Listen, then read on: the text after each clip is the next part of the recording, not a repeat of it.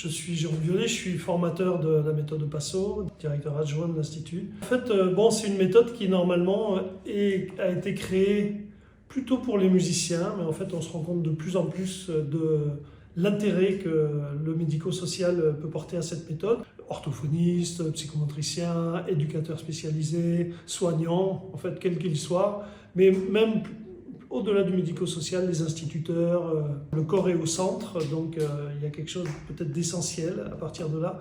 Mais il faut penser aussi que la méthode, les deux principes fondamentaux de la méthode, c'est inclusion et autonomie. Et donc ça semble directement en résonance, inclusion, permettre au plus grand nombre de faire de la musique, d'avoir accès à la musique, mais bien au-delà, évidemment. On comprend tout l'intérêt avec le médico-social. Et autonomie. Développer l'autonomie chez un musicien, mais chez tout le monde en fait, avec une histoire de pleine conscience à différents degrés, différents niveaux bien entendu, mais voilà, je pense que c'est une méthode qui va bien au-delà de l'aspect musical en fait, du développement personnel, de l'aide en général, voilà. La formation au Passo, pour moi c'était aussi l'occasion de faire une formation qui remet un petit peu le corps dans l'expérience et d'aller exposer un petit peu, de revivre des choses au niveau rythmique, parce que c'est ça que je suis venue chercher. Donc moi, ce qui m'intéressait dans cette formation, c'était, j'ai l'habitude de travailler avec des tout petits, donc de faire pas mal d'éveil musical avec des enfants qui ont des troubles du langage ou des troubles autistiques, donc qui ont du mal à rentrer en relation avec l'autre. Et ce que j'ai pu observer, c'est que j'ai tendance à beaucoup utiliser le support, des petits instruments comme support de musique, et que le corps n'était pas assez présent, et que ces enfants-là, justement, ils ont des difficultés à se connecter à eux-mêmes. Travailler sur le rythme intégré dans le corps, pour un enfant, je pense que c'est bénéfique, façon à ce qu'il puisse se connecter avec lui-même. Du coup, une fois qu'il sera connecté avec lui-même, forcément, il va rentrer en relation avec l'autre.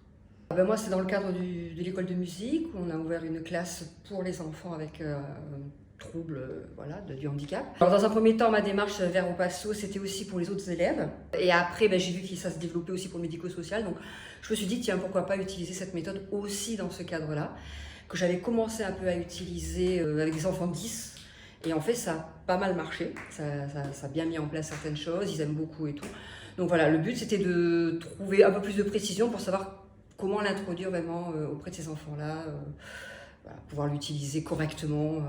Au niveau professionnel, dans l'application de tous les jours, c'est justement cette notion de rythme qui est au cœur de la formation et qui vient ouvrir sur le corps, vraiment le groupe et tout ce qui est autour de ça en fait, qui s'articule. Donc c'est le lien entre les éléments. Et du coup en séance de psychomotricité comme individuelle comme en groupe, ça serait effectivement ramener un petit peu ça comme un rituel ou comme un travail en soi pour aller ramener la connexion, soit avec le patient en direct, soit avec les autres éléments du groupe.